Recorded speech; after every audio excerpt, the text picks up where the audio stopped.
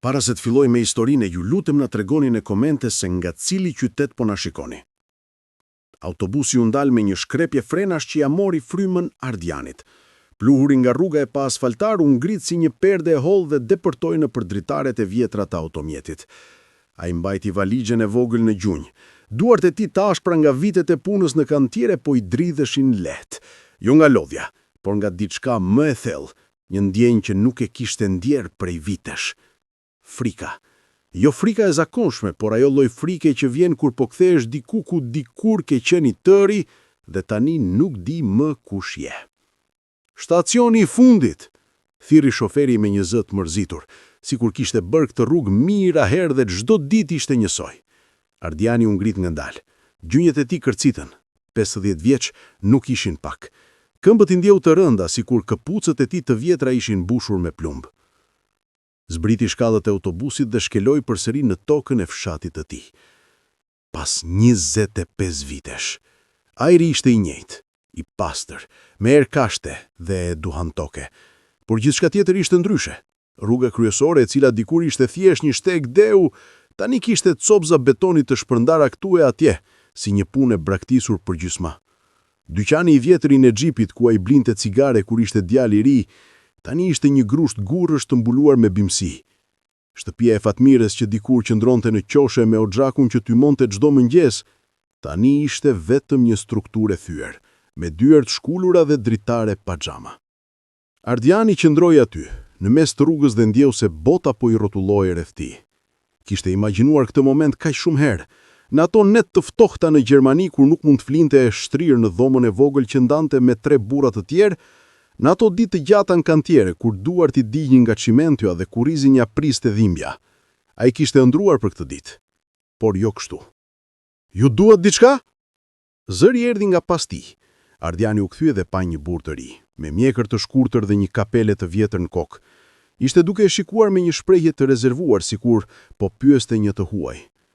Po kërkoj rrugën për gurin e bardhë, tha Ardiani duke u përpjekur të mbajë zërin e qetë. Burri e shikoi për një moment, pastaj tundi kokën. Aty lart, merrni rrugën djathtas pas shtëpisë Tahirit, por atje nuk mbetur asgjë, po ju lajmëroj. Ardiani ndjeu një nyj në fyt. E di. Burri e vështroi përsëri, këtë herë më me vëmendje. Ju jeni nga këtu? Isha, tha Ardiani, dhe filloi të ecte përpara pa pritur për më shumë pyetje. Rruga drejt lagjes Guri I Bardh ishte më e gjatë se sa mbante mend, ose ndoshta këmbët e tij ishin më të lodhura. Çdo hap I kujtonte diçka. Një gur që dikur kishte përdorur si ulse, një lis që kishte ngjitej si fëmijë, një kanal uji ku kishte lar fytyrën në mëngjesin e parë të punës në ar. Por kur arriti te shtegtimi që çonte te shtëpia, zemra ju ndal për një moment. Shtëpia e tij nuk ishte më atje. Në vendin e saj kishte vetëm një grumbull gurësh dhe derasash të kalbura. Muret ishin rrëzuar, çatia kishte rënë për brenda dhe bimët ishin ngjitur mbi gjithçka, sikur natyra po përpiqej ta fshinte ekzistencën e saj. Ardiani eci përpara si I trëndofitur. Këmbët e tij lëviznin automatikisht, por mendja e tij ishte bosh. Arriti te ajo që dikur kishte qenë obori dhe ul në një gur të madh që dikur e kishin përdorur si tavolinë për të ngrënë jashtë në verë. Çfarë kam pritur? Murmuritja I për vete. 25 vjet, çfarë kisha menduar se do të gjeja? Por e dinte përgjigjen. Kishte shpresuar se shtëpia do të ishte ende atje. Kishte shpresuar se dikush, gjyshi, xhaxhai, kushëriri, do të kishte kujdesur për të. Kishte shpresuar se edhe nëse gjithçka tjetër ndryshonte, kjo pjesë së kaluar së ty do të mbetej e paprekur. Por bota nuk pret askënd. Ardiani shikoi nga rrënuat e shtëpisë dhe u përpoq të identifikoj pjesët. Ajo gorma e madhe atje duhet të kishte qenë vatra ku nëna e tij gatuante. Ato dërrasat e thyera, dritarja dhomës së tij. Ai mund kujtonte veten duke shikuar nga ajo dritare çdo mbrëmje, duke parë yje dhe duke ëndrruar për një jetë ndryshe. Dhe ja ku ishte tani. Jetesa e tij ndryshe e kishte sjell këtu, përballë rrënuave të asaj që dikur kishte qenë shtëpia e tij. Një zë i lehtë e nxori nga mendimet. Ardian? Ai u ngrit me njëherë dhe u kthye. Një grua e vjetër po qëndronte në skajin e oborreve, duke e shikuar me një shprehje mosbesimi të përzier me diçka tjetër. Të dëmshurie ndoshta. Ardiani e shikoi për disa sekonda, duke u përpjekur ta kujtonte. Fytyra ishte e rrudhur, flokët e saj të bardha ishin të lidhur me një shami të zezë, dhe duart e saj të ashpra po mblidheshin në gjoks. Zana? Tha ai më në fund. Gruaja buzëqeshi, një buzëqeshje të dhimbshme, dhe hyri në obor. Zoti ta bekoj, djalin tim, nuk e besoja kur mi thanë që kishe ardhur, mendova se ishin thashe theme. Ardiani ndjeu diçka që e rrëmbente frymën. Zana kishte qenë fqinja e tyre më e afërt, një grua e mirë që i kishte sjellë ushqim kur nëna e tij kishte vdekur. Ajo ishte një nga të paktët që kishte qenë mirë me ta kur gjithçka kishte rënë në errësirë. Po u ktheva, tha Ardiani. Po çfarë ndodhi këtu, ku janë të tjerët? Zana uli syt. Shumë kanë ikur, djalin tim. Shumë kanë vdekur. Shtëpia jote, ajo ora vet. Askush nuk jetoi këtu pas teje. Pasi iku, gjyshi ytu sëmur dhe vdiq brenda një viti. Xhaxhai Ramizi shkoi në Tiranë dhe nuk u kthye më. Dhe pastaj vite më vonë një dimër i rëndë ra dhe çatia e shtëpisë u shemb. Askush nuk e riparoi. Ardiani e ndjeu peshën e fjalëve të saj. Çdo fjali ishte një goditje, çdo emër i përmendur ishte një copë e jetës së tij që kishte vdekur pa e ditur ai. Dhe Albana? Pyeti ai, zëri ja u dobësua. Zana e shikoi me një shprehje të rëndë. Albana u martua, Ardian. 3 vjet pasi iku. Nuk pati zgjedhje tjetër. Babai i saj e detyroi. Ardiani ndjeu si të kishte marrë një grusht në stomak. Albana, emri që kishte mbajtur atë gjallë për vite. Fytyra e saj, zëri i saj, premtimi i fundit që i kishin mbar njëri tjetrit. Do të më presësh, i kishte thënë ai në atë natë të fundit, duke i mbajtur duart e saj nën hën. Do të pres, kishte përgjigjur ajo me lot në sy, por shko dhe kthehu shpejt. Por ai nuk u kthye shpejt.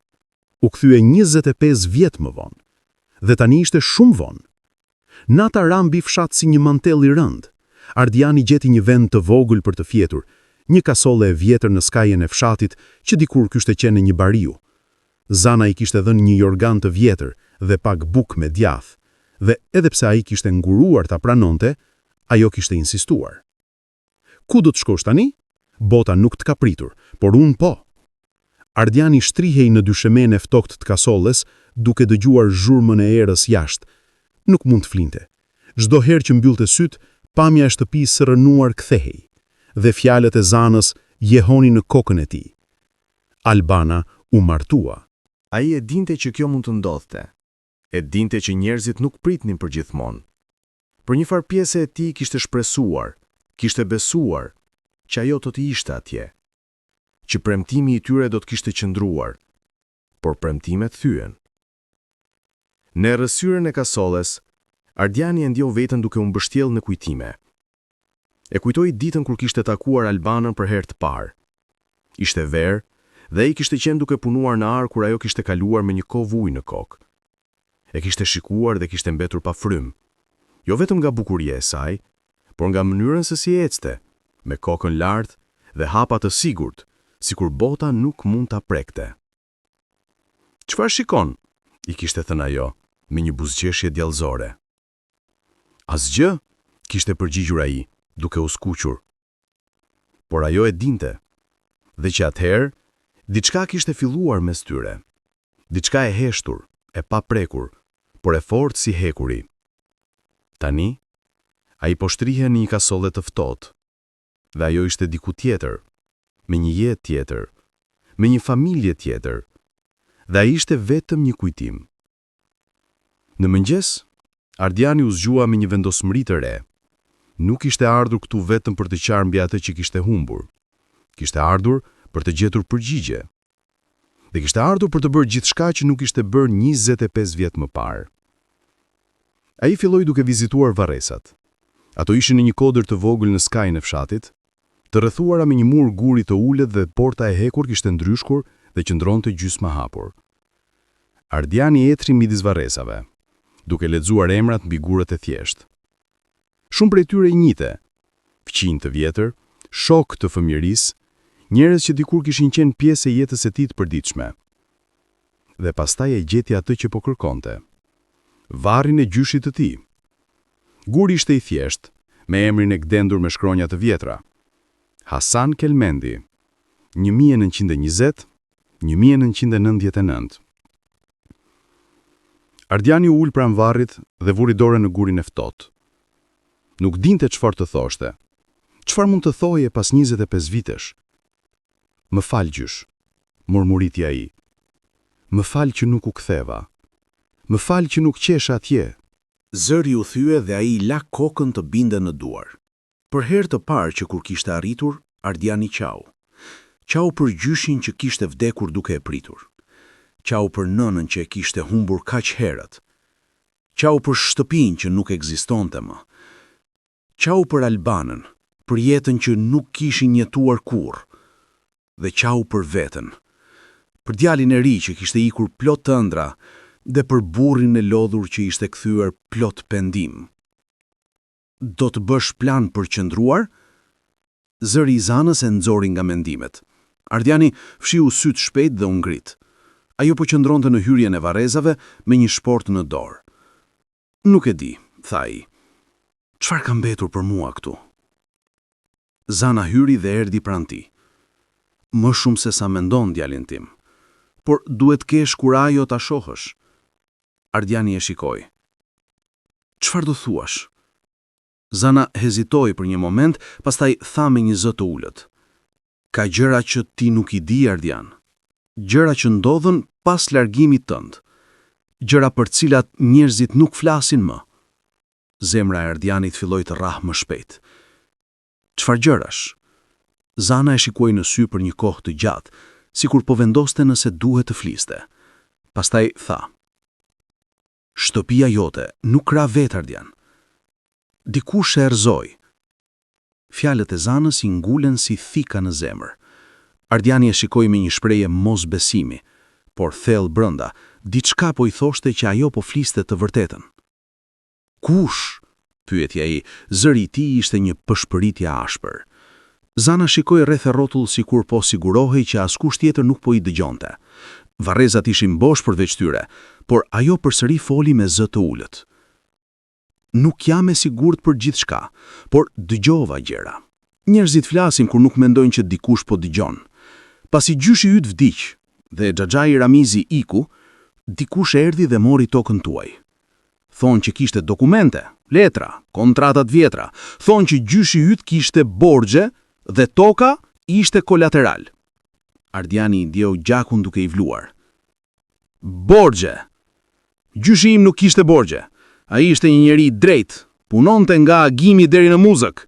E di djalin tim, tha Zana, duke vënë një dorë në krahun e tij. Por ka njerëz që dinë si të bëjnë që gjërat të duken ndryshe nga ajo që janë. Ka njerëz që dinë si të marrin atë që nuk u takon. Ardiani ndjeu një zemrim që nuk e kishte ndjer prej vitesh. Kush ishte? Kush mori tokën? Zana hezitoi përsëri, dhe këtë herë hezitimi i saj e bëri atë më të friksuar se përpara. Besim Gjoka, tha ajo më në fund. Emri goditi Ardianin si një rufe. Besim Gjoka. Ai e njihte atë emër shumë mirë. Gjokajt ishin një familje që dikur kishin qenë të varfër, por që kishin arritur të bëheshin të pasur në mënyrë misterioze gjatë viteve të fundit të komunizmit dhe fillimit të demokracisë. Njerëzit flisnin me respekt për ta, por pas shpinës murmurisnin historira për mashtrime, kërcënime dhe marrëveshje të errta. Dhe tani, Besim Gjoka kishte tokën e familjes së Ardianit. Ku është tani? Pyeti Ardiani. Në fshat, tha Zana, ka ndërtuar një shtëpi të madhe te rruga kryesore. E di atë shtëpinë me portën e bardhë dhe murin e lartë? Ajo është e tij. Ardiani e njihte atë shtëpi. E kishte parë kur kishte zbritur nga autobusi. Ishte ndërtesa më e madhe në fshat, e bardhë dhe moderne, me dritare të mëdha dhe një obor të gjerë. Dhe ajo shtëpi ishte ndërtuar mbi tokën e familjes së tij. Ç'duhet të bëj? Pyeti ai më shumë për veten se sa për Zanën. Ajo e shikoi me një shprehje të dhëmshur. Nuk e di djalin tim, por bëj kujdes. Gjokajt nuk janë njerëz që lehtë hapin dorë nga ajo që kanë marrë. Ardiani kaloi pjesën tjetër të ditës duke ecur rreth e rrotull fshatit, duke u përpjekur të mbledh mendjet. Çdo gjë që kishte menduar se do të ndodhte kur të kthehej, ishte shembur. Shtëpia e tij nuk ekzistonte më. Njerëzit e tij kishin vdekur ose kishin ikur. Albana ishte e martuar, dhe tani zbulonte që toka e familjes së tij i ishte vjedhur. Por sa më shumë mendonte, aq më shumë zemrimi filloi të mbizotrojë mbi dëshpërimin. Ai nuk kishte ardhur këtu për t'u dorëzuar. Kishte ardhur këtu për të gjetur diçka që kishte humbur. Dhe nëse toka e tij i ishte vjedhur, atëherë ai do ta merrte mbrapsht. Në mbrëmje, ai vendosi të shkonte te shtëpia e Besim Gjokës. Nuk kishte plan të qartë, thjesht donte ta shihte atë njeri, ta shikonte në sy dhe të kuptonte me kë kishte të bënte. Shtëpia qëndronte në qendër të fshatit, e rrethuar nga një mur i lartë guri dhe me një portë të madhe hekuri. Dritat ishin ndesur brenda dhe Ardiani mund të dëgjonte zhurmën e një televizori nga brenda. Ai qëndroi jashtë portës për disa minuta, duke vështruar shtëpinë. Kishte diçka mizore në mënyrën se si ajo shtëpi qëndronte atje, e ndriçuar dhe sigurt, ndërsa pjesa tjetër e fshatit ishte në errësirë dhe varfëri. Dhe pastaj porta u hap. Një burr doli jashtë, i lartë dhe i gjerë, me mjekër të zezë dhe sy që shqyrtonin gjithçka. Ai e shikoi Ardianin dhe ndaloi. "Kush jeti?" pyeti ai, me një zë të thellë që nuk kishte nevojë të ngritej për të qenë kërcënues. Ardiani e shikoi për një moment, pastaj tha: "Emri im është Ardian Kelmendi. Kam ardhur për tokën time." Besim Gjoka e shikoi për një moment, pastaj një buzëqeshje e ngathët u shfaq në fytyrën e tij. "Kelmendi," thua. Mendoja se të gjithë kelmendët kishin vdekur ose ishin zhdukur. "Jo të gjithë," tha Ardiani, duke mbrajtur shikimin e tij të qetë. Besimi hapi portën më gjërë dhe hyri në obor, duke shikuar Ardianin si një gjahtar që po vlerëson një gjah. "Nëse ke ardhur për tokën, ke humbur kohën," tha ai. "Ajo tokë është imja. Gjyshi im ti ma la mua në këmbim të borxheve." "Gjyshi im nuk ishte borxhe," tha Ardiani, zëri i tij i fortë. Besimi qeshi, një të qeshur të shkurtër dhe të ashpër. "Të gjithë kanë borxhe, mik. Vetëm se disa nuk e din derisa është shumë vonë." Ardiani ndjeu gjakun duke i vluar, por e mbajti veten të qetë. "Dua të shoh dokumentet." Besimi e shikoi për një kohë të gjatë, pastaj tundi kokën. "Dokumentet janë në rregull, Kelmendi. Janë të regjistruara, të ligjshme, të firmosura. Nëse nuk më beson, shko në bashki dhe kontrollo vetë." "Do të shkoj," tha Ardiani. "Bëje," tha ai, duke u kthyer për të hyrë mbrapsht në shtëpi. Por para se të mbyllte portën, u kthyre përsëri. "Dhe Kelmendi, një këshill miqësore, mos humb kohën duke kërkuar gjëra të cilat nuk të takojnë më. Bota ka vazhduar pa ty, dhe nuk pret që ti të kthehesh për ta ndryshuar." Porta u mbyll me një tringëllim metalik dhe Ardiani mbeti atje, duke shikuar murin e bardhë përpara tij. Por ai nuk kishte ndërmend të dorëzohej. Në mëngjesin e nesërm, Ardiani u ngrit me agim. Kishte fjetur pak, por trupi i tij ishte mësuar me mungesën e gjumit. Vitet e punës në kantiere e kishin bërë të fortë, dhe tani ai kishte nevojë për atë forcë më shumë se kurrë. Ai u nis në drejtim të bashkisë së qytetit më të afërt. Rruga ishte e gjatë, gati 1 orë ecje, por ai nuk kishte mjete të tjera. Nuk kishte para për autobus çdo ditë dhe as nuk donte të pyeste ndokënd për ndihmë. Kjo ishte lufta e tij. Bashkia ishte një ndërtesë e vjetër me mure gëlqere të zverdhur dhe dritare të mpira. Brenda Erës së lagësht i përziej aroma e duhanit dhe kafes së vjetër. Një grua e moshuar po udhëhiqte në tavolinë pranderës, duke shkruar diçka në një regjistër të madh. "Ju lutem," tha Ardiani duke ju afruar. "Kërkoj të shoh dokumentet e tokës në emër të familjes Kelmendi." Gruaja e shikoi pa ngritur krejtësisht kokën. "Emër? Ardian Kelmendi." Ajo shkroi emrin dhe pastaj tha: "Duhet të prisni. Arkivat janë lart. Mund të zgjas." Ardiani ul në një karrige të vjetër druni pranë dritares dhe priti. Një orë kaloi, pastaj një tjetër. Njerëz hynin e dilnin, fermer me peticione, gra me probleme dokumentesh, të rinj që kërkonin punë. Askush nuk fliste shumë. Të gjithë dukeshin të mërzitur, të lodhur, sikur kjo ishte një pjesë e zakonshme e jetës së tyre. Më në fund, gruaja thirri emrin e tij. "Kelmendi, hajde këtu." Ardiani u ngrit dhe shkoi te tavolina e saj. Ajo kishte një dosie të hollë në duar. "Këto janë të gjitha që gjetëm," tha ajo, duke ja dorëzuar. Ardiani e hapi dosien dhe filloi të lexonte. Kishte disa faqe, disa kontrata të vjetra, një plan të thjeshtë të tokës dhe një dokument që ishte i datuar 3 vjet pas largimit të tij. Në atë dokument shkruante që toka e familjes Kelmendi i ishte transferuar Besim Gjokës për shkak të borxheve të pashlyera. Ardiani e lexoi dokumentin 3 herë, duke u përpjekur të kuptonte detajet. Por sa më shumë lexonte, aq më shumë diçka nuk i dilte. "Ku është firma e gjyshit tim?" pyeti ai. Gruaja e shikoi. "Duhet të jetë atje." "Nuk është," tha Ardiani, duke ja treguar dokumentin. Gruaja e mori dokumentin dhe e vështroi për disa sekonda. "Ka një X këtu," tha ajo. "Shenja e tij." "Gjyshi im dinte të shkruante," tha Ardiani. "Ai nuk do të kishte vënë një X. Ai do të kishte shkruar emrin e tij." Gruaja e shikoi për një moment, pastaj tundi kokat. "Kam parë shumë dokumente të tilla. Njerëzit e vjetër shpesh vendosnin X. Ndoshta ishte i smur atë ditë. Ndoshta nuk kishte syze. Ose ndoshta dikush tjetër e firmosi për të," tha Ardiani, zëri i tij i ashpër. Gruaja e shikoi me një shprehje që ishte mes simpatisë dhe frikës. "Nuk mund t'ju ndihmoj më shumë, zotëri.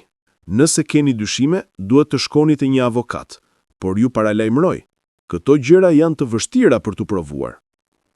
Ardiani e mbylli dosjen dhe e ktheu mbrapsht. "Falenderit për kohën tuaj." Ai doli nga bashkia me një peshë të rëndë në zemër. Dokumenti ishte atje, i regjistruar, i vulosur. Por firma nuk ishte e gjyshit tim. Ai ishte i sigurt për këtë. Gjyshi i tij kishte qenë krenar për aftësinë e tij për të shkruar. Ai kishte mësuar vetë, duke lexuar libra të vjetër dhe gazeta, dhe çdo herë që firmoste diçka, e bënte me kujdes, duke shkruar emrin e tij të plot me shkronja të qarta. Ai nuk do të kishte vënë një X. Dikush e kishte mashtruar. Kthimi në fshat ishte më i rëndë se sa rruga për në bashki. Jo vetëm sepse këmbët i dhëmbnin, por sepse mendja e tij ishte e mbushur me pyetje të cilat nuk kishin përgjigje. Kur arriti te kasolja ku po qëndronte, gjeti zanën duke e pritur jashtë me një tenxhere në dorë. "Solle pak gjell," tha ajo. "Mendova se mund të kishe uri." Ardiani ndjeu një ngrohtësi në zemër. "Nuk duhet të bëje këtë, Zan." "E di që nuk duhet," tha ajo, duke buzëqeshur, "por dua." Ata ulen në gurin jashtë kasoles dhe Ardiani hëngri në heshtje. Zana nuk foli, por e shikoi me një shprehje për kujdesje, sikur po shikonte një djalë të saj. "Shkova në bashki," tha ai më në fund. "Pash dokumentet." "Dhe?" pyeti Zana. "Janë false. Firma nuk është e gjyshit tim, ose të paktën nuk mendoj se është." Zana ul kokën. "Çfarë do të bësh?" "Nuk e di," tha ai. "Kam nevojë për prova. Por si mund t'i gjej? Gjyshi ka vdekur, xhaxhari është zhdukur dhe të gjithë të tjerët ose janë larguar ose nuk flasin." Zana mendoi për një moment, pastaj foli ngadalë. "Ka një person që mund të di diçka." Ardiani e shikoi. "Kush?" "Mësuesi i vjetër, Agim Berberi," tha ajo. "Ai ishte i vetmi në fshat që shkruante dokumente për njerëzit. ai ndihmonte me kontratat, me letrat, me gjithçka që kërkonte shkrim. Nëse gjyshi yt firmosi diçka, Agimi mund ta di. Ardiani e ndjeu një shkëndij shprese. Ku është tani? Jeton në shtëpinë e tij, tek ana tjetër e fshatit, tha Zana. Por paralemërohu, ai është shumë i vjetër tani, dhe shëndeti i tij nuk është i mirë. Ndonjëherë harron gjërat. Duhet të provoj, tha Ardiani. Shtëpia e Agim Berberit ishte e vogël dhe e mbuluar me bimësi. Një obor i vogël me pak pemë frutash rrethonte ndërtesën, dhe dritarja e vetme e përparme ishte e mbuluar me perde të vjetra. Ardiani këkiti në derë dhe priti. Për disa momente nuk u dëgjua asgjë. Pastaj një zë i dobët erdhi nga brenda. Kush është? Emri im është Ardian Kelmendi, thiri Ardiani. Kam ardhur për t'ju parë, zoti Agim. Zëri pushoi për një moment, pastaj dera u hap ngadalë. Një burr i vjetër, i shtrembëruar nga vitet, qëndroi në prag. Fytyra e tij ishte e rrudhur si lëkurë e thatë dhe sytë e tij të turbulluar po shqyrtonin Ardianin me një shprehje zbrastie. Kelmendi, tha ai, zëri i tij pa qartë. Cili Kelmendi? Gjali i Mehmetit, nipi i Hasanit, tha Ardiani. Agimi e shikoi për një kohë të gjatë, sikur po përpiqej të kthente kohën prapa në kujtesën e tij. Pastaj, diçka ndezi në sytë e tij. Ardian, tha ai, ti isha i djali vogël që shkoi jashtë. Kur erdhe mbrapsht? Para disa ditësh. Mund të hyj? Agimi hapi derën më gjerë dhe Ardiani hyri brenda. Shtëpia ishte e vogël dhe e errët, me aromën e duhanit të vjetër dhe librave të lagur. Raftet ishin të mbushur me libra dhe letra të verthura dhe tavolina në mes të domës ishte e mbuluar me gazeta dhe fletore. Ulu, tha Agimi, duke treguar një karrige të vjetër. Çfarë të sjell këtu? Ardiani u ul dhe filloi të shpjegoj. Për shtëpinë e rënuar, për tokën e humbur, për dokumentet që kishin firmën false. Agimi e dëgjoi në heshtje, duke lëkundur kokën her pas here. Kur Ardiani mbaroi, ai mbeti ulur për një kohë të gjatë, shikimi i tij i humbur në largësi. Hasani, murmuriti ai. Po, e mbaj mend Hasanin. Ishte një njeri i drejtë, shumë i drejtë. A e ndihmuat ju ndonjëherë me dokumente? Pyeti Ardiani. Agimi mendoi për një moment. Po, ndonjëherë, por vitet kanë kaluar, birim. Shumë gjëra janë zbehur nga kujtesa. Ardiani ndjeu një zhgënjim të thellë, por nuk dha dorë. Ju lutem përpiquni të kujtoni. A firmosi ai ndonjë dokument rreth tokës? A erdhi Besim Gjoka ndonjëherë këtu? Agimi e shikoi për një moment dhe pastaj diçka ndryshoi në fytyrën e tij. Ai ngagal, u ngrit dhe shkoi te një raft i mbushur me dosje dhe kutira të vjetra. Filloi të kërkonte, duke lëvizur letra dhe libra, duke murmuritur për vete. Besim Gjoka, tha ai. Po, ai erdhi. Mbaj mend. Zemra e Ardianit filloi të rrahë më shpejt. Kur? Për çfarë erdhi? Agimi nxori një fletore të vjetër, të lidhur me një kordon të hollë lëkure. E hapi me duar që i dridheshin dhe filloi të kthej faqet. Agimi pushoi. Fytyrën e tij e mbuloi një shprehje e dhëmshme. Jo, ai refuzoi. Tha që do të shkonte te gjykata, që do të luftonte. Por pastaj u smur dhe pak kohë më vonë vdiq. Pra, kush e firmoi dokumentin? Pyeti Ardiani. Agimi ul syt. Nuk e di. Unë nuk isha atje kur u finalizua, por kam dëgjuar që një dokument u dorëzua pas vdekjes Hasanit. Besimi tha që Hasani e kishte firmosur para se të vdiste, por unë nuk e besova kurrë. Ardiani e ndjeu zemërimin duke u përzierë me një dhimbje të thellë. Pra, ai mashtroi, ai falsifikoi firmën dhe mori tokën. Agimi nuk tha asgjë, por heshtja e tij ishte përgjigje e mjaftueshme. A mund ta marr këtë? Pyeti Ardiani, duke treguar fletoren.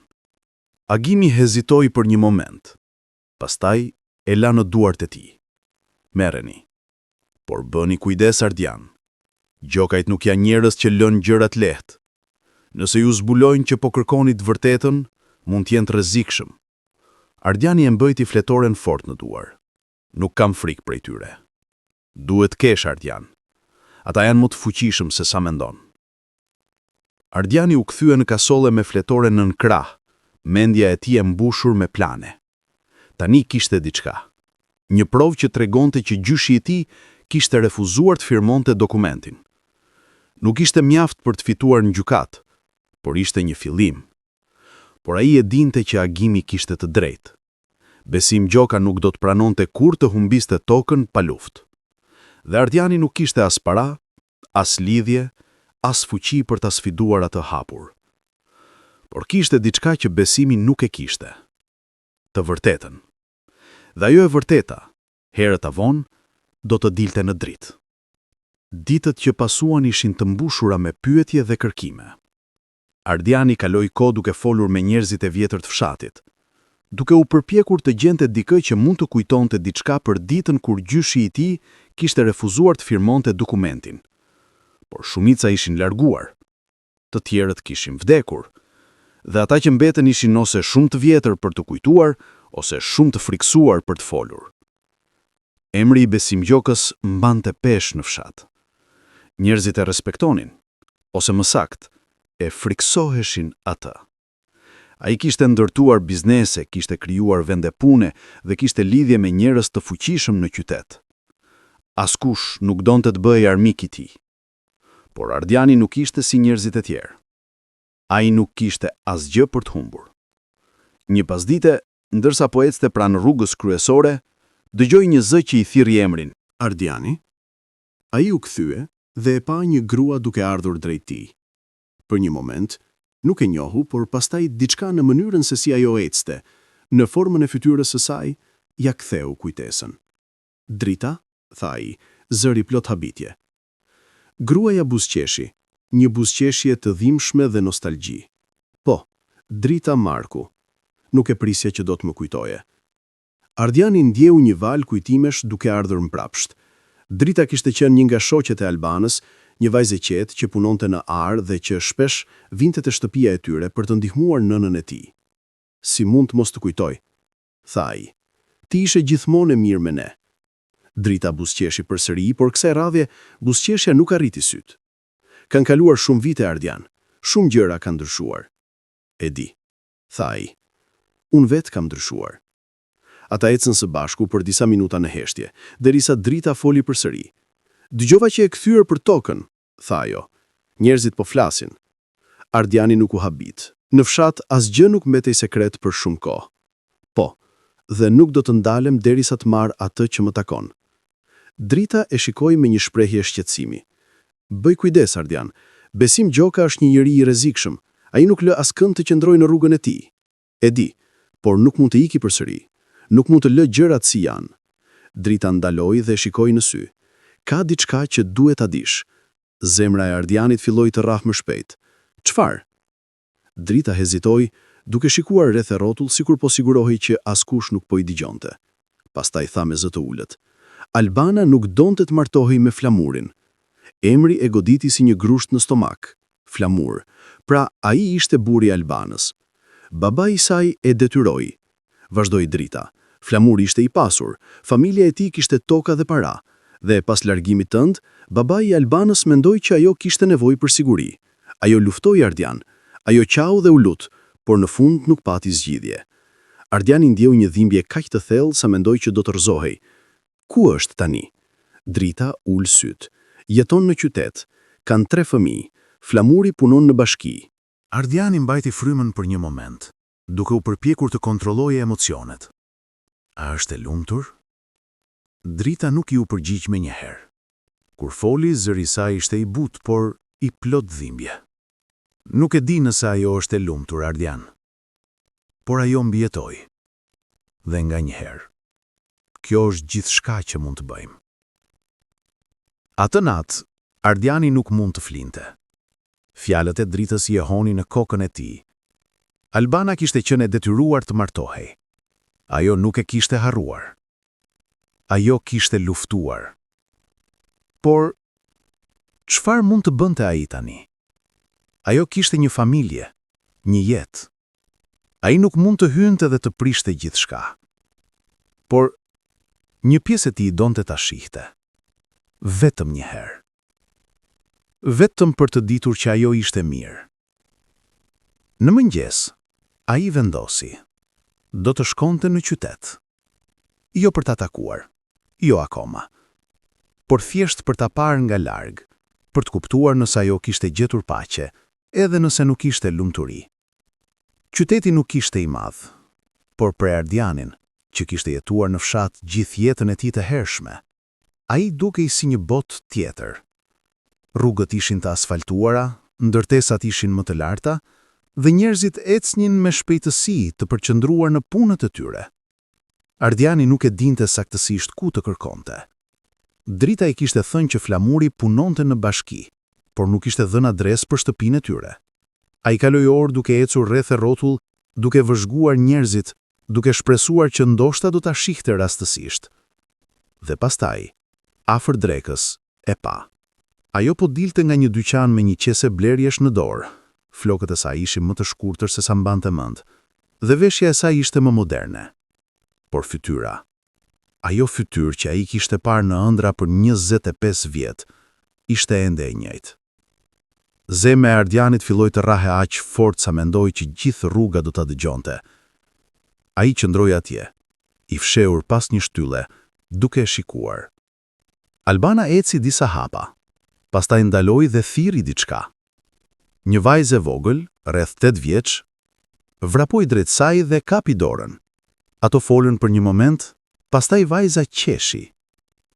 Një të qeshur të pastër dhe të lumtur, dhe Albana buzëqeshi.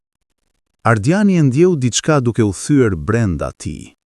Ajo kishte një jetë, një familje, një vajzë që e donte. Dhe ai nuk ishte pjesë e saj. Ai qëndroi atje për disa minuta më shumë, duke shikuar derisa ajo hyri në një makinë dhe u largua. Pastaj ai ul në një stol pranë rrugës dhe mbajti kokën në duar. Çfarë kishte pritur? Që ajo do t'ishte ende duke e pritur? Që jeta e saj do të kishte ngrirë në kohën kur ai kishte ikur? Jo, jeta nuk pritej për askënd. Dhe tani, ai duhet të gjente një mënyrë për të vazhduar me të tijën. Kthimi në fshat ishte më i rëndë se kurrë. Çdo hap e ndjente si të ishte duke e larguar nga diçka që nuk mund ta kishte kurrë. Por ai e dinte që kjo ishte e vërteta.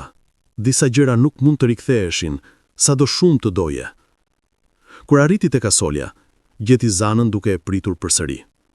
Kësaj radhe, ajo kishte sjell dru zjarri dhe kishte ndezur një zjarr të vogël jashtë. Mendova që mund të nevojitej ngrohtësi, tha ajo. Ardiani ul pranë zjarrit dhe shikoi flakët. Faleminderit, Zan. Për gjithçka. Ajo nuk tha asgjë për një kohë gjatë, pastaj foli me një zë të butë. E pe apo jo? Ardiani nuk pyeti si e dinte. Zana kishte një mënyrë për të kuptuar gjërat pa u thënë. Po, tha ai. E pash. Dhe? Dhe ka një jetë të mirë, tha Ardiani, zëri plot një dhimbje të heshtur. Ajo nuk ka nevojë për mua. Zana vuri një dorë në krahun e tij. Ndoshta jo, por ti ke nevojë për mbyllje, Ardian. Dhe ndonjëherë mbyllja nuk vjen nga të marrurat mbrapsht atë që ke humbur, por nga të pranuarat se ajo është shkuar. Ardiani e shikoi zjarrin për një kohë të gjatë, pastaj tundi kokën. E di, por është e vështirë. E vërteta është gjithmonë e vështirë, por është edhe vetmja gjë që na çliron. Ditët që pasuan, Ardiani u përqendrua në atë që mund të bënte, tërheqja e vëmendjes mbi drejtësinë për tokën e tij. Ai shkoi te avokatë ndryshëm në qytet, duke përpjekur të gjente dikë që do merrte rastin e tij. Por të gjithë thanë të njëjtën gjë. Pa prova të qarta, nuk kishte shumë shpresë. Dokumenti është i regjistruar, edhe nëse dyshohet që është falsifikuar, duhet të provosh atë. Dhe kjo do të thotë ekspertizë grafologjike, dëshmitar, kohë e para. Unë nuk kam para, tha avokati. Avokati e shipoi me një shprehje simpatike. Atëherë më vjen keq, por pa para, kjo luftë është e pamundur. Ardiani doli nga zyra duke ndjerë peshën e pafuqisë. Çdo derë që hapte mbyllej para tij. Çdo shpresë që ndiqte shuhej. Por ai nuk donte të dorëzohej. Atë mbrëmje Ndërsa po ulej pranë zjarrit, dëgjoi zërin e dikujt që afrohej. U ngrit dhe pa një figurë të errët duke ardhur drejt tij. "Kush është?" thiri ai. Figura doli në dritë. Ishte një burr i ri, rreth 30 vjeç, me sy të mprehtë dhe një shprehje serioze. "Emri im është Erion," tha ai. "Kam dëgjuar që je duke kërkuar drejtësi kundër Besim Gjokës." Ardiani e shikoi me kujdes. "Kush je ti?" "Dikush që ka arsye për ta urryer atë," tha Erioni. "Dhe dikush që mund të ndihmojë." Ardiani e shikoi Erionin me një përzierje dyshimi dhe kurioziteti. Burri i ri qëndroi atje, duart në xhepa, duke e shikuar me një shprehje që ishte vendosur dhe serioze. "Çfarë do të thuash me mund të ndihmosh?" pyeti Ardiani. Erioni erdhi më afër dhe ul pranë zjarrit pa pritur ftesë. "Besim Gjoka nuk të ka vjedhur vetëm ty, Kelmendi. Ai ka vjedhur shumë njerëz në këtë fshat dhe në rreth. Ka marrë toka, ka falsifikuar dokumente, ka kërcënuar familje. Por askush nuk guxon të flasë kundër tij sepse ka fuqi dhe lidhje." "Dhe ti pse do të flasësh?" pyeti Ardiani. Erioni e sikoi drejt në sy. "Sepse ai mori tokën familjes sime gjithashtu. Babai im luftoi për vite. Shkoi në gjykata, shpenzoi çdo qyndark që kishim, por në fund ne humbëm. Jo sepse nuk kishim të drejtë, por sepse Besimi pagoi gjyqtarët dhe dëshmitarët. Dhe babai im vdiq me zemrën e thyer." Ardiani e ndjeu një lidhje me historinë e Erionit. "Më vjen keq." Erioni tundi kokën. "Nuk kam nevojë për keqardhje. Kam nevojë për drejtësi. Dhe mendoj që së bashku ne mund ta marrim." "Si?" pyeti Ardiani. "Unë kam vetëm një fletore të vjetër dhe një firmë që dyshoj se është false. Ti çfarë ke?" Erioni nxori një zarf të vogël nga xhaketa e tij dhe ja dha Ardianit. "Kam këtë," tha Erioni. Ardiani e hapi zarfin dhe brenda gjeti disa fotografi dhe një kopje të një dokumenti. Fotografitë tregonin Besim Gjokën duke takuar njerëz të ndryshëm. Disa prej tyre duken si zyrtarë të bashkisë, të tjerë si njerëz me pamje të dyshimtë. "Çfarë janë këto?" pyeti Ardiani. "Prova që Besimi ka lidhje korruptive," tha Erioni. "Kam kaluar vite duke mbledhur informacion për të. Nuk jam i vetmi që e urren atë, por jam i vetmi që kam guximin për ta konfrontuar." Ardiani e shikoi dokumentin. Ishte një kopje e një pagese bankare, që tregonte një transferim të madh parash nga Besim Gjoka tek një zyrtar i lartë i bashkisë. I njëjti bashki ku dokumentet e tokës ishin regjistruar. "Si i gjete këto?" pyeti Ardiani. Erioni buzëqeshi, një buzëqeshje të hidhur. "Le të themi që kam miq në vende duhura, dhe le të themi që nuk jam i vetmi që do të shifte Besimin të rrëzohet." Ardiani e mbajti dokumentin në duar, duke ndjer peshën e tij.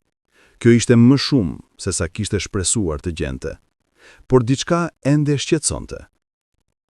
"Pse po më ndihmon?" pyeti ai. "Çfarë fitoje ti nga kjo?" Erioni e shikoi për një kohë të gjatë, pastaj foli me një zë të qetë por të fortë. "Fitoj kënaqësinë e të parit atë njeri duke rënë. Fitoj drejtësinë për babain tim. Dhe fitoj shpresën që ndoshta, vetëm ndoshta, bota mund të jetë pak më e drejtë." Ardiani e ndjeu diçka duke ndryshuar brenda tij. Për herë të parë që kur kishte kthyer, nuk ndihej më i vetëm në këtë luftë. "Çfarë duhet bëjmë?" pyeti ai. "Duhet I çojmë këto provat e dikush që I merr seriozisht," tha Erioni. "Dikush që nuk është I korruptuar nga Besimi. E njoh një gazetar në Tiranë, Arta Hoxha. Ajo është e specializuar në zbulimin e korrupsionit. Nëse ja japim këto, ajo mund ta publikojë dhe ta bëjë publike." Ardiani mendoi për një moment. "Dhe nëse publikon, çfarë ndodh?" "Atëherë Besimi do të jetë nën hetime, dhe ndërkohë ne mund të hapim rastin ton në gjykat. Me këto prova dhe me vëmendjen publike, do të kemi më shumë shanse për të fituar." Ardiani e shikoi zjarin, flakët që vallëzonin në erë. Ishte një plan I rrezikshëm. Nëse Besimi zbulonte se ata po punonin kundër tij, ai mund të reagonte me dhunë. Por çfarë zgjedhje e kishte? "Kur nisemi?" pyeti ai. Erioni buzëqeshi. "Nesër në mëngjes. Sa më shpejt, aq më mirë." Ardiani kaloi natën duke menduar për planet që po merrnin formë. Për herë të parë që kur kishte kthyer, ai ndjeu një shkëndij shprese. Nuk ishte më I vetëm në këtë luftë. Kishte dikën që e kuptonte. dikën që kishte kaluar në për të njëjtën dhimbje. Në mëngjes, ai u takua me Erionin te rruga kryesore. Ishin marrë vesh të merrnin autobusin e hershëm për në Tiranë. Udhëtimi do të zgjaste disa orë, por asnjëri nuk e mendonte kohën si një pengesë. "Je gati?" pyeti Erioni. "Po," tha Ardiani, duke mbajtur fort valigjen e vogël ku kishte vendosur fletoren e Agim Berberit dhe dokumentet që Erioni i kishte dhënë. Autobusi arriti me vonesë, i mbushur plot me njerëz që po shkonin në kryeqytet për punë ose tregti. Ardiani dhe Erioni zunë vend në pjesën e pasme dhe kaluan udhëtimin duke diskutuar strategjinë e tyre. "Arta është e kujdesshme," tha Erioni. "Ajo nuk publikon diçka pa e verifikuar. Do të duhet t'i japim gjithçka që kemi dhe të jemi të hapur për t'ju përgjigjur pyetjeve të saj." "Çfarë nëse ajo mendon që nuk kemi mjaft prova?" pyeti Ardiani. "Atëherë do të vazhdojmë duke kërkuar," tha Erioni. "Por besoj që ajo do ta marrë seriozisht. Ka kohë që po kërkon një histori si kjo." Tirana ishte një botë tjetër për Ardianin. Qyteti ishte i madh, i zhurmshëm, i mbushur me makina dhe njerëz që ecnin me shpejtësi. Ndërtesat ishin të larta dhe moderne dhe ajri ishte i rënd nga tymuesi automjeteve. Erioni e udhëhoqi nëpër rrugët e ngushta derisa arritën një ndërtesë të vjetër me mure gri. "Këtu është zyra e saj," tha ai. Hipën shkallët e ngushta dhe trokitën në një derë me një pllak të vogël që thoshte Arta Hoxha, gazetare investigative. Dera u hap dhe një grua në të 40-tet e hershme me flokë të shkurtër dhe sy të mprehtë i shikoi me një shprehje të rezervuar. "Erion?" tha ajo. "Nuk e prisja që do të shihja sot." "Kam diçka për ty, Arta, diçka të madhe." Ajo i lëshoi të hynin dhe ata u ulën në një zyrë të vogël të mbushur me dosje, kompjutera dhe fotografi të ngjitura në mur. Arta ul pas tavolinës së saj dhe i shikoi me kujdes. "Thuaj," tha ajo. Erioni filloi të shpjegoi. Për Besim Gjokën, për mashtrimet, për tokat e vjedhura. Pastaj ja dorëzoi dokumentet e fotografit. Arta i shikoi me vëmendje, duke kaluar kohë në çdo faqe. Fytyra e saj mbeti neutrale, por sytë e saj tregonin që po mendonte thellë. "Kto janë serioze," tha ajo më në fund, "por kam nevojë për më shumë. Kam nevojë për dëshmitarë që janë të gatshëm të flasin hapur.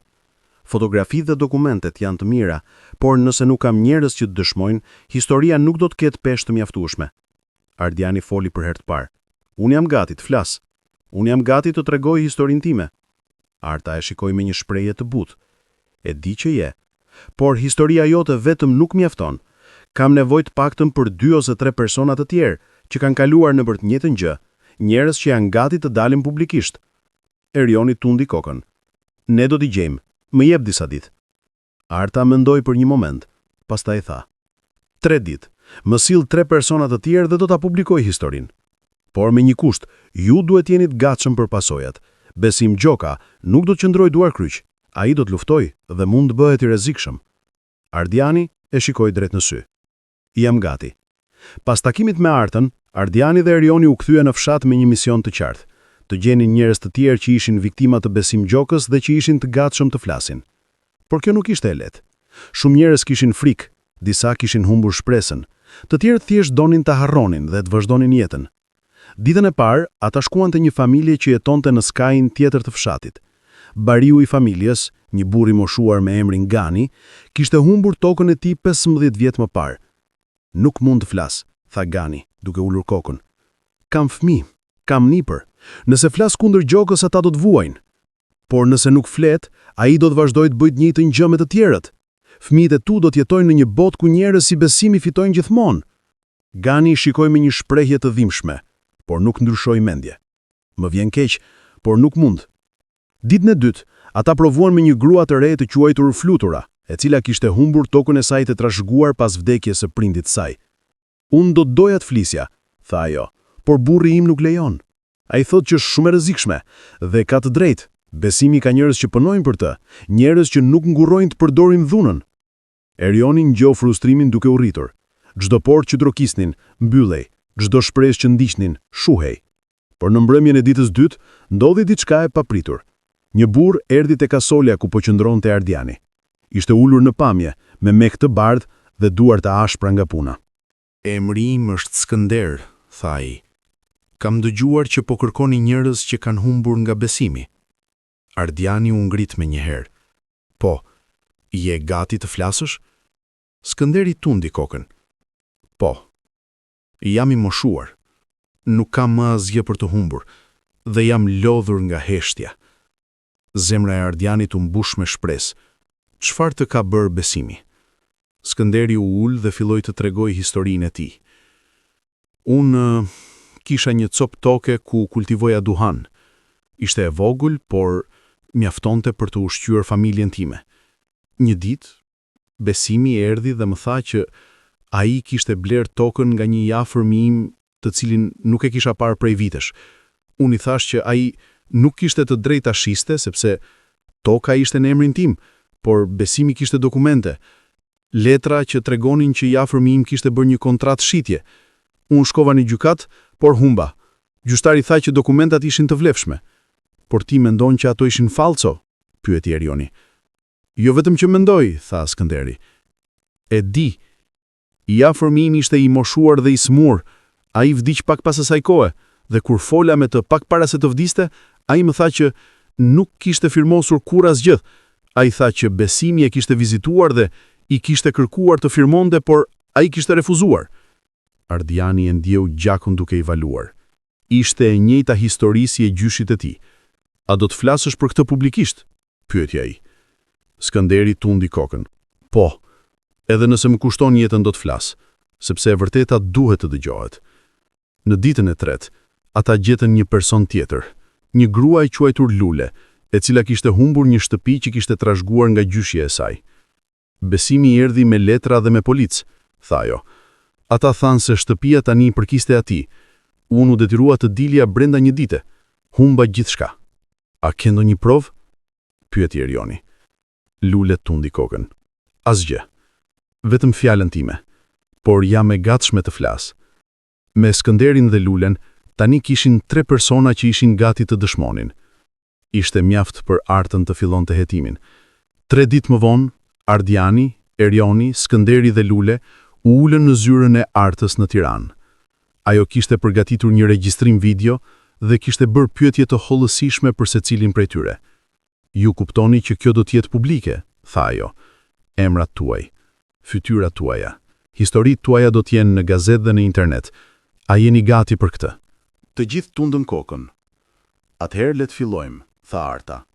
Për orë të tëra, ajo i intervistoi një nga një, duke u bërë pyetje të detajuara, duke kontrolluar datat, duke krahasuar dokumentet.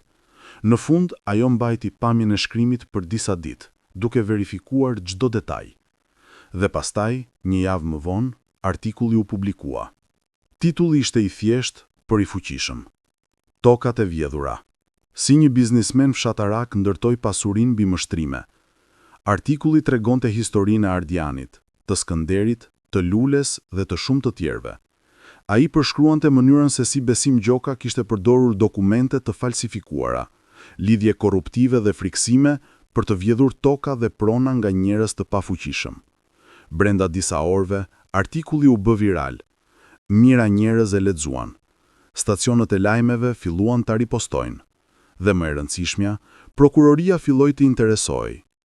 Në fshat, reagimi ishte i përzier. Disa njerëz e lavdëruan Ardianin për guximin e tij. Të tjerët e akuzuan për të sjellë probleme në fshat. Por më i rëndësishmi ishte reagimi i Besim Gjokës. Atë mbrëmje, Ardiani po qëndronte te kasolja kur dëgjoi zhurmën e një makine duke ardhur. Ai doli jashtë dhe pa një makinë të zezë duke ndaluar përpara. Dera u hap dhe Besimi doli jashtë. Fytyra e tij e skuqur nga zemërimi. Ti, thiri ai, duke treguar me gjisht Ardianin. Ti mendon që mund të më rrëzosh me gënjeshtra. Ardiani qëndroi i qetë. Nuk janë gënjeshtra, janë të vërteta. Besimi eci përpara duke e kapur Ardianin nga jaketa. Dëgjo më mirë, Kelmendi. Unë kam ndërtuar gjithçka që kam me djerës dhe punë. Nuk do të lë një plak të mirë si ti ta shkatroj. Ardiani e shikoi drejt në sy. Atëherë provoje. Shko në gjykat dhe provoje që dokumentet janë të vërteta. Provoje që nuk ke vjedhur asgjë. Besimi e shtyu dhe Ardiani ra në tokë. Do të pendohesh për këtë. Do të pendohesh shumë. Ai u kthye dhe u ngjit në makinë, duke ikur me shpejtësi. Zana që kishte dëgjuar zhurmën, erdhi vrapuar. Ardian, a je mirë? Ardiani u ngrit ngadalë, duke fshirë pluhurin nga rrobat. Po, për kjo nuk ka mbaruar. Pas publikimit të artikullit, prokuroria hapi një hetim zyrtar kundër Besim Gjokës. Policia filloi të kontrollojë dokumentet e tij, të intervistoi dëshmitar dhe të hetoi lidhjet e tij korruptive. Por Besimi nuk ishte njeri që dorëzohej lehtë. Ai angazhoi avokatin më të mirë që mund të gjente dhe filloi të luftojë çdo akuzë. Këto janë thjesht gënjeshtra të njerëzve të mërzitur që nuk arritën në jetë, tha ai në një deklaratë publike. Unë kam ndërtuar gjithçka ligjërisht me dokumente të vlefshme dhe do ta provoj në gjykatë. Gjykata filloi seancën një muaj më vonë. Ishte një rast i rëndësishëm, jo vetëm për Ardianin, por për të gjithë ata që kishin qenë viktima të Besimit. Dita e parë e gjyqit, salla ishte e mbushur plot, gazetar, banor të fshatit, aktivist për të drejtat e njeriut, të gjithë kishin ardhur për të parë se çfarë do të ndodhte. Avokati i Besimit filloi duke argumentuar që të gjitha dokumentet ishin të vlefshme, të regjistruara dhe të firmosura siç duhej. Njeriu im ka bler këto toka në mënyrë legjitime, tha ai. Nëse ka pasur gabime administrative, ato nuk janë faji i tij. Por pastaj avokati i Ardianit, një grua e re dhe e zgjuar që e kishte marrë rastin pro bono, filloi të paraqiste provat. Këto janë firmat e pretenduar të viktimave, tha ajo, duke treguar dokumente të ndryshme. Dhe këto janë mostrat e firmave të vërteta nga dokumentet të tjera. Një ekspert grafologjik ka konfirmuar që ato nuk përputhen. Salla u mbush me murmurima, gjyqtari kërkoi qetësi. Për më tepër, vazhdoi avokati, kemi dëshminë e mësuesit të vjetër Agim Berberi, i cili konfirmon që Hasan Kelmendi refuzoi të firmos dokumentin, dhe kemi prova fotografike të pagesave të dyshimta nga i akuzuari tek zyrtar publik. Besimi u bë i skuqut. Avokati i tij u përpoq të kundërshtonte, por provat ishin të forta. Gjyqi zgjati për 2 javë. Dëshmitar të ndryshëm erdhën dhe treguan historitë e tyre. Ekspert analizuan dokumentet dhe në fund gjyqtari u tërhoq për të marrë vendimin. Ditën e vendimit, Ardiani shkoi në gjykat me zemrën duke rrahur fort. Ai nuk e dinte çfarë të priste. Kishte shpresë, por edhe frikë. Çfarë nëse sistemi përsëri i jepte përparësi të pasurit? Çfarë nëse Besimi fitonte përsëri? Salla u mbush shpejt. Të gjithë prisnin. Besimi ulej në rreshtin e parë me një shprehje të tensionuar. Avokati i tij po fliste me të me zë të ulët. Gjyqtari hyri dhe të gjithë u ngritën. Ai ul dhe filloi të lexojë vendimin. Pas një shqyrtimi të kujdesshëm të provave, gjykata gjen që i akuzuari, Besim Gjoka, ka përdorur dokumente të falsifikuara për të marrë në mënyrë të paligjshme prona nga shumë qytetarë. Gjykata gjithashtu gjen që ka prova të korrupsionit në procesin e regjistrimit të këtyre pronave. Besimi u ngrit në këmbë. Kjo është absurde. Unë do të apeloj. Gjyqtari e shikoi me një shprehje të rrept.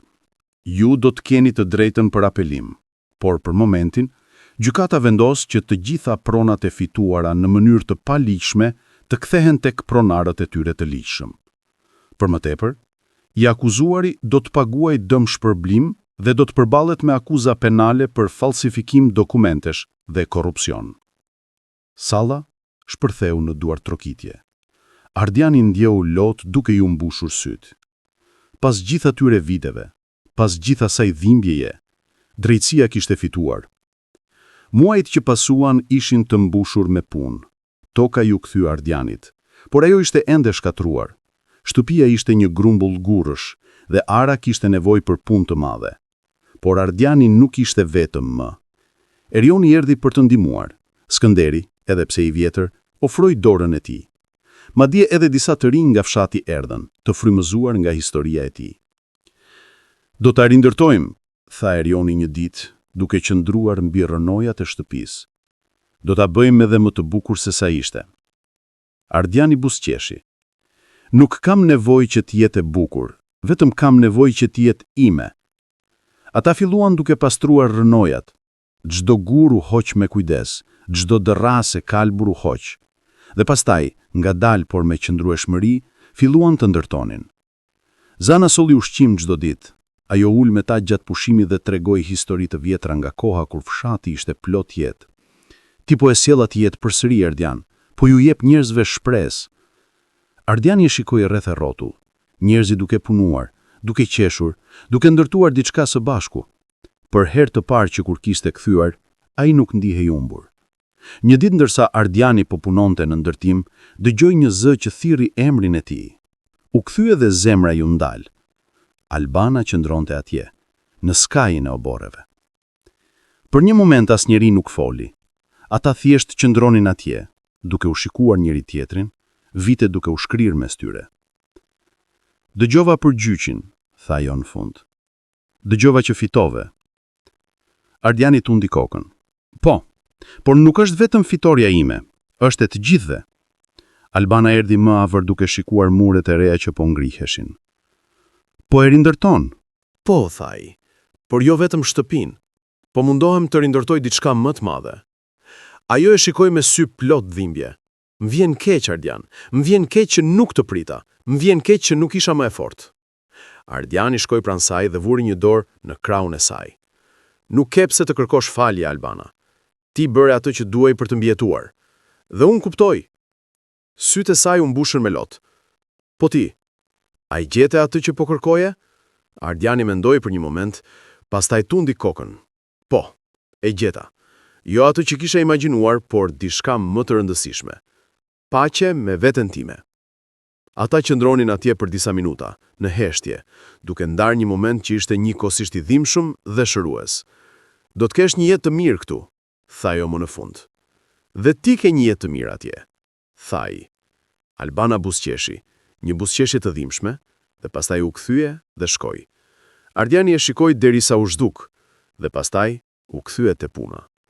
Kishte një shtëpi për të ndërtuar, një jetë për të jetuar dhe një të ardhme për të krijuar. Viti i ardhshëm, shtëpia u përfundua. Nuk ishte e madhe, por ishte e fortë dhe e ngrohtë. Kishte një zjarr që diqte çdo mbrëmje, një tavolinë ku miq e fqinj mblidheshin dhe një obor ku lulediellat kishin filluar të rriten përsëri. Ardiani nuk u kthye për të gjetur të shkuarën. U kthye për të ndërtuar të ardhmen. Dhe në atë të ardhme, ai gjeti diçka që nuk kishte menduar që do të gjente.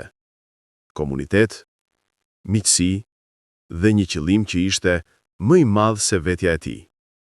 Erioni u bë partneri i tij në punën e arës. Së bashku, ata filluan të kultivonin perime dhe t'i shesin në tregjet e qytetit. Fitimi nuk ishte i madh, por ishte i mjaftueshëm, dhe më e rëndësishmja, ishte i ndershëm.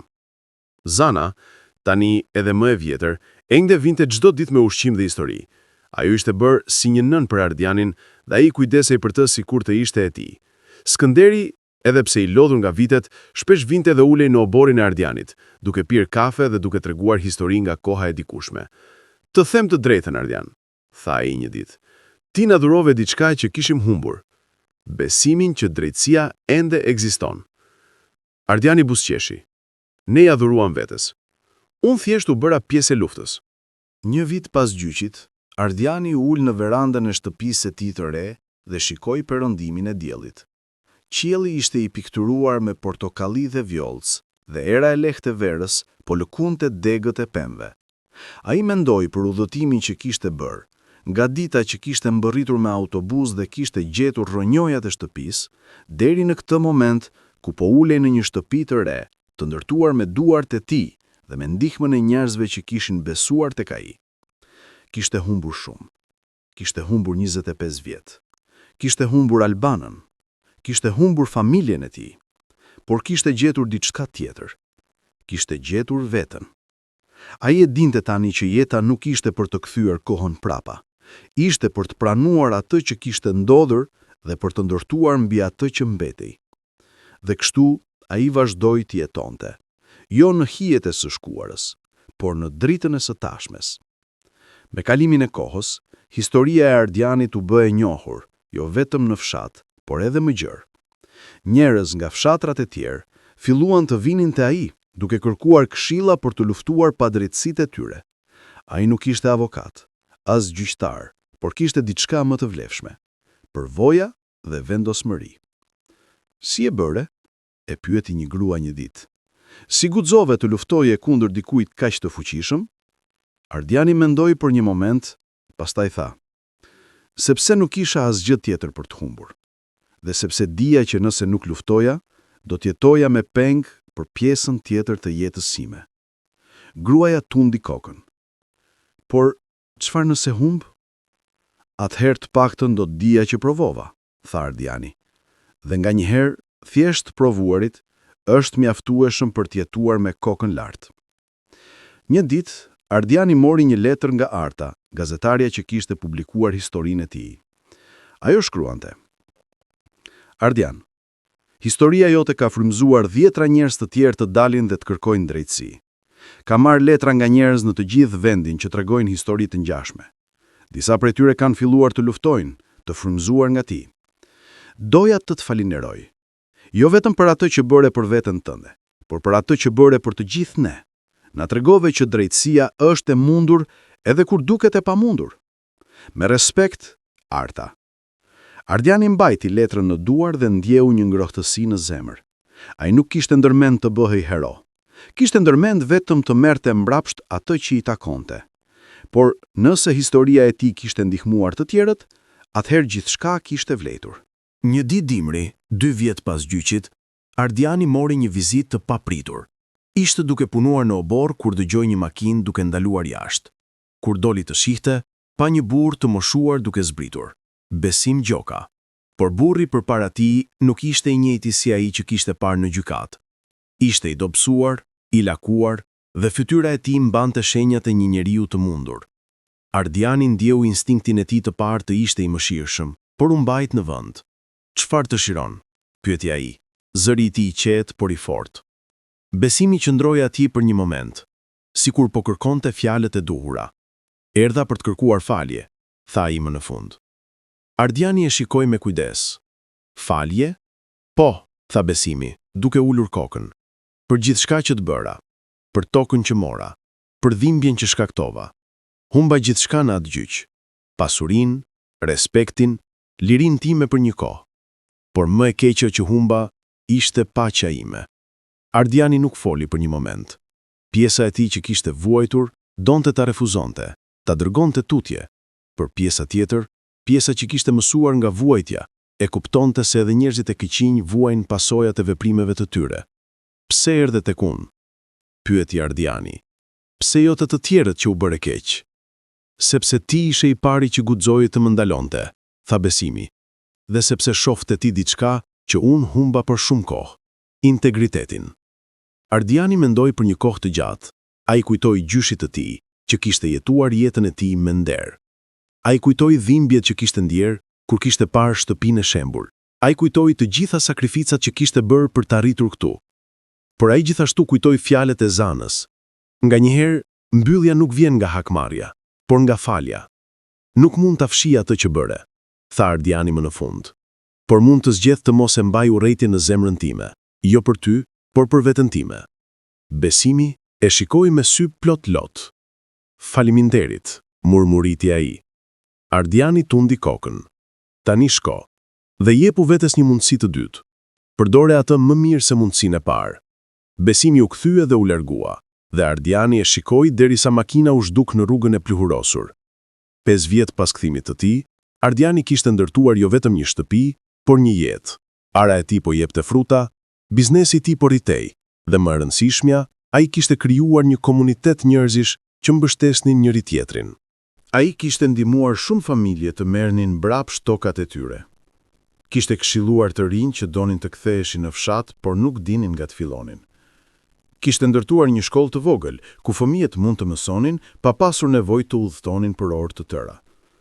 "Ti po ndryshon këtë vend," i tha Erioni një ditë, ndërsa po uli në verandën e Ardianit.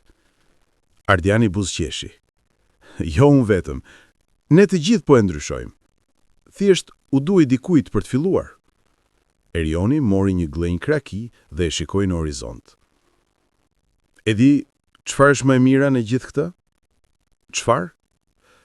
"Që historia jote u dha shpresë njerëzve.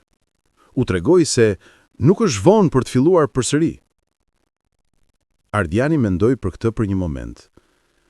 "Nuk është vetëm për të filluar përsëri," tha ai. "Është për të kuptuar se çfarë kemi tani. Është gjithmonë mjaft për të ndërtuar diçka të bukur." Një pasdite e vjeshte, ndërsa Ardiani po shëtiste në përvarrezat e fshatit, Ndaloi te varri I gjyshit të tij. Ai kishte ardhur këtu shumë herë, por kësaj radhe ndjeu diçka të ndryshme. U ul pranë gurit dhe foli me zë të ulët. Gjysh. E di që nuk mund të më dëgjosh, por dua të të them diçka. Kur erdha këtu, mendoja që kisha dështuar në të gjitha. Mendoja që kisha humbur gjithçka që kishte rëndësi. Por tani kuptoj se nuk humba. Gjeta. Ai ndaloi për një moment, duke ndjer erën e ftoftë të vjeshtës. Gjeta forcën tënde në veten time, gjeta mësimin tënd, që drejtësia është një luftë që ja vlen të luftosh, edhe kur duket e humbur. Dhe gjeta paqen që ti gjithmonë ke pasur, edhe në ditët më të vështira.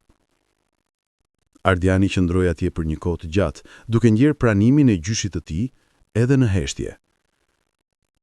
7 vjet pas kthimit, Ardiani mori një vizitë tjetër të papritur.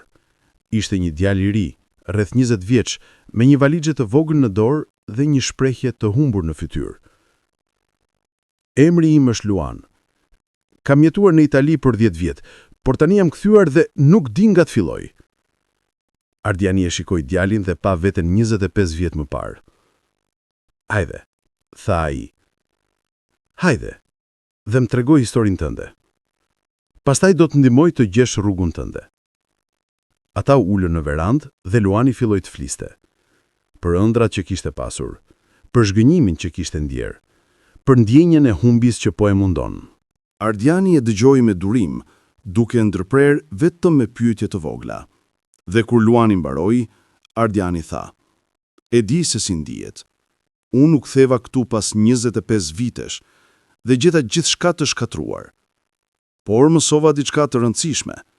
Nuk kthehet për të gjetur atë që le, kthehet për të ndërtuar atë që mund të jetë." Luani e shikoi me një shprehje shpresdhënëse. "Si fillove?" "Me një hap të vogël," tha Ardiani, "dhe pastaj me një tjetër, dhe pastaj me një tjetër. Dhe kur shikova prapa, pash që kisha ndërtuar një rrugë." Luani tundi kokën ngadalë. "A mund të më ndihmosh?" "Po," tha Ardiani, "por jo duke e bërë për ty, duke të treguar se si ta bësh vetë." Dhe kështu filloi një kapitull I ri, jo vetëm për Luanin, por për 10 të rinj të tjerë që do të vinin në vitet që pasuan. Shtëpia e Ardianit u bë një vend ku njerëzit që ktheheshin mund të gjenin mbështetje, këshilla dhe një komunitet që I priste me zemër të hapur. 10 vjet pas kthimit të tij, Ardiani I ul në verandën e shtëpisë së tij një mbrëmje pranvere dhe reflektoi mbi udhëtimin e tij.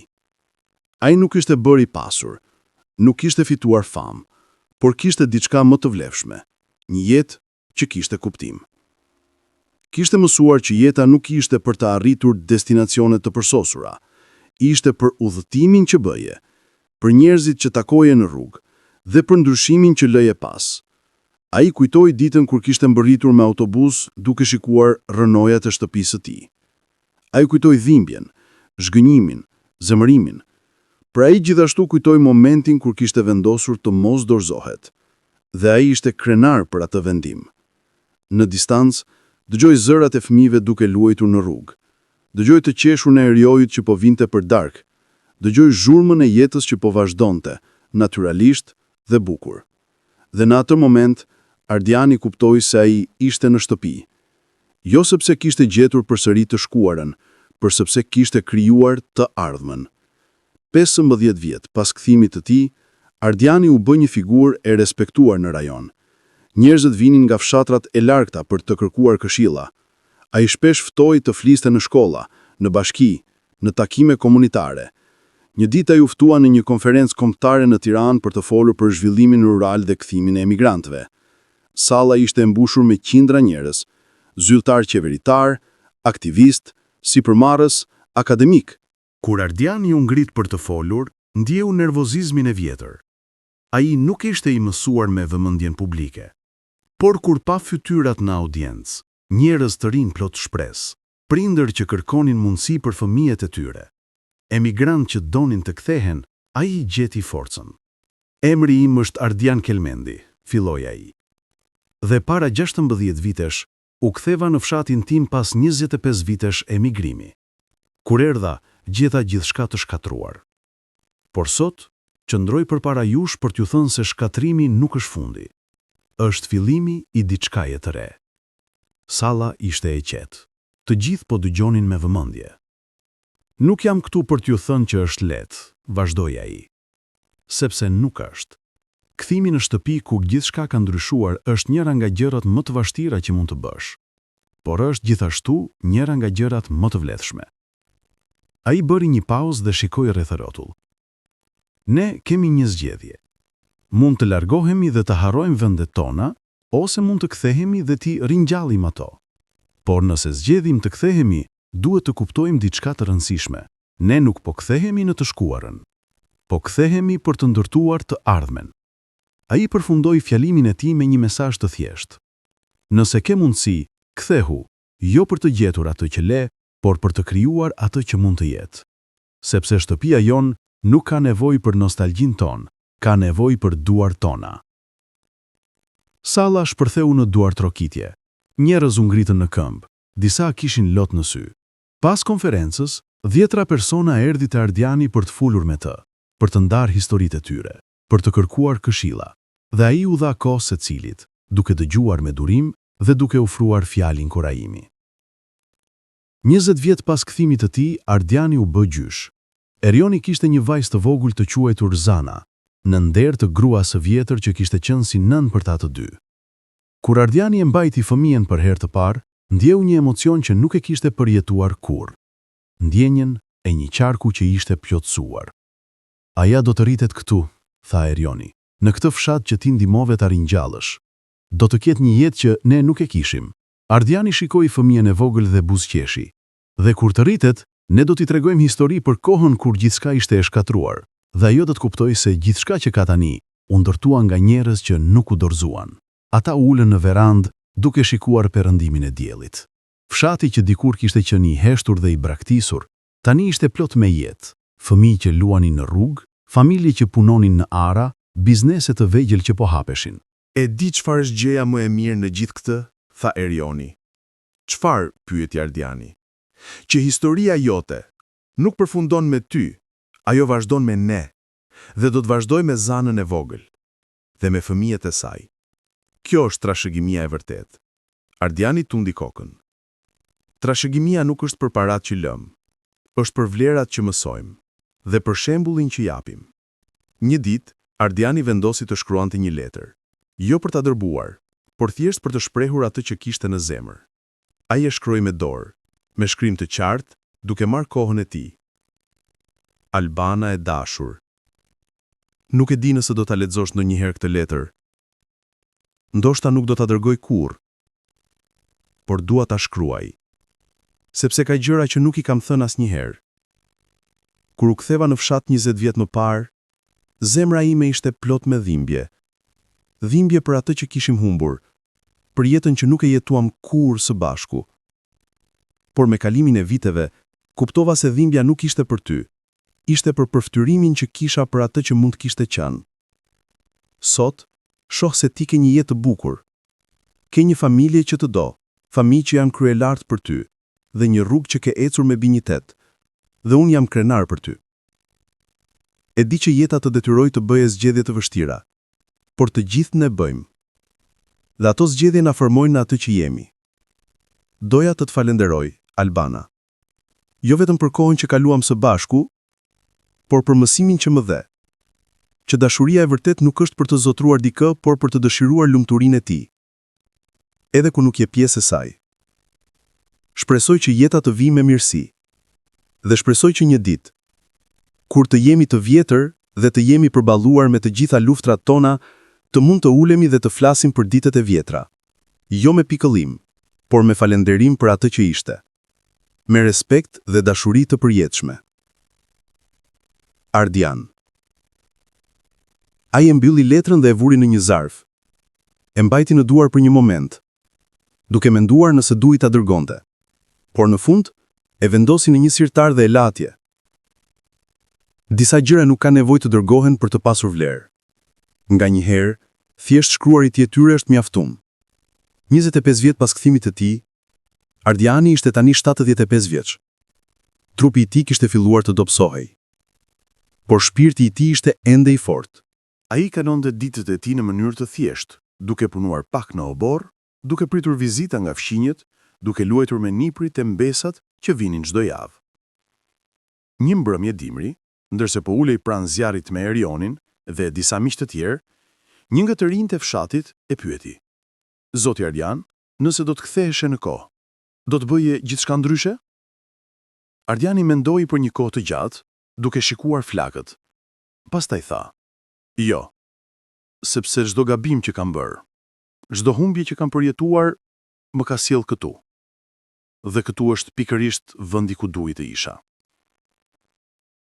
Ai shikoi rreth e rrotull, në fytyrat e njerëzve që i donin, në shtëpinë që kishte ndërtuar, në jetën që kishte krijuar. Jeta nuk është e përsosur, vazhdoi ai. Por nëse jetuam me integritet, me guxim dhe me dashuri, atëherë çdo moment ka vlerë. Ardiani Kelmendi vdiq në moshën 83 vjeç, i rrethuar nga familje dhe miqtë e tij.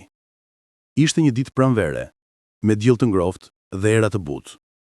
Në varrim erdhën qindra njerëz, jo vetëm nga fshati i tij, por nga e gjithë rajoni. Njerëz që ai kishte ndihmuar, të rinj që ai kishte këshilluar, familje që ai kishte frymëzuar. Erioni mbajti fjalimin e lamtumirës. Ardiani nuk ishte një njeri i përsosur, tha ai, por ishte një njeri i ndershëm. Ai u kthye kur të gjithë të tjerët po largoheshin. Ai luftoi kur të gjithë të tjerët po dorëzoheshin. Dhe ai besoi kur të gjithë të tjerët kishin humbur shpresën. Ai ndaloi dhe shikoi turmën e njerëzve. Trashëgimia e tij nuk është shtëpia që ndërtoi. Nuk është toka që fitoi mbatësht. Është brezi i njerëzve që ai frymëzuar për të besuar se ndryshimi është i mundur. Dhe ai brez po vazhdon punën e tij. Pas varimit, njerëzit mblodhen te shtëpia e Ardianit. Ata hëngrën, pinë dhe treguan histori për të. Dhe në fund të mbrëmjes, Zana e vogël, tani një vajzë 16 vjeçare, u ngrit dhe tha: "Unë nuk e njoh gjyshin Ardian aq sa ju. Por nga historitë që keni treguar, kuptoj një gjë. Ai na mësoi se shtëpia nuk është një vend, është një ndjenjë. Dhe ai krijoi atë ndjenjë për të gjithë ne." Të gjithë tundën kokën në heshtje.